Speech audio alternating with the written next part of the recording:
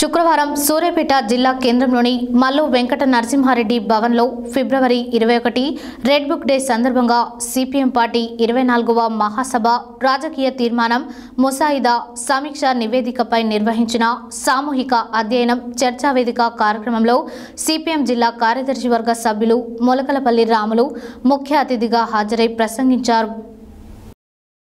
శుక్రవారం సూర్యాపేట జిల్లా కేంద్రంలోని మల్లు వెంకట నరసింహారెడ్డి భవన్లో ఫిబ్రవరి 21 రెడ్ బుక్ డే సందర్భంగా సిపిఎం పార్టీ 24వ మహాసభ రాజకీయ తీర్మానం ముసాయిదా సమీక్ష నివేదికపై నిర్వహించిన సామూహిక అధ్యయనం చర్చా వేదిక కార్యక్రమంలో సిపిఎం జిల్లా కార్యదర్శి వర్గ సభ్యులు ములకలపల్లి రాములు ముఖ్య అతిథిగా హాజరై మాట్లాడుతూ ప్రపంచంలో దోపిడీ, పీడన, వివక్షత, అణచివేత, ఆర్థిక సమానతలు ఉన్నంతకాలం కమ్యూనిజం అజేయంగా నిలుస్తుందని అన్నారు.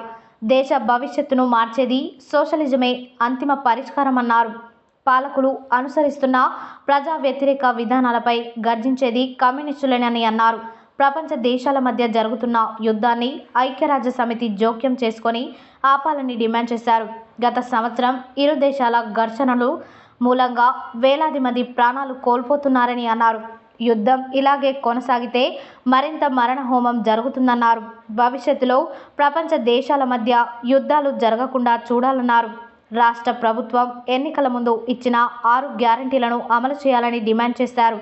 సిపిఎం జిల్లా కార్యదర్శి వర్గ సభ్యులు మట్టిపల్లి సైదులు అధ్యక్షతన జరిగిన ఈ చర్చా కార్యక్రమంలో సిపిఎం జిల్లా కార్యదర్శి వర్గ సభ్యులు కోట గోపి, జిల్లా కమిటీ సభ్యులు Velpula Venkanna, Jillapalli Narasimha Rao, Mekanaboina Shekar, Dhaniyakula Srikanth, Veeraboina Ravi, CPM party 1 town కార్యదర్శి Vallapu Dasu Sai Kumar, CPM party 2 town కార్యదర్శి Pindiga Nagamani, CPM party rural మండల కార్యదర్శి కృష్ణారెడ్డి, నాయకులు చిన్నపంగ నర్సయ్య, మేకనబోయిన సైదమ్మ, కామల్ల లింగయ్య, పొదిల అంజయ్య, జలగం సత్తయ్య తదితరులు పాల్గొన్నారు.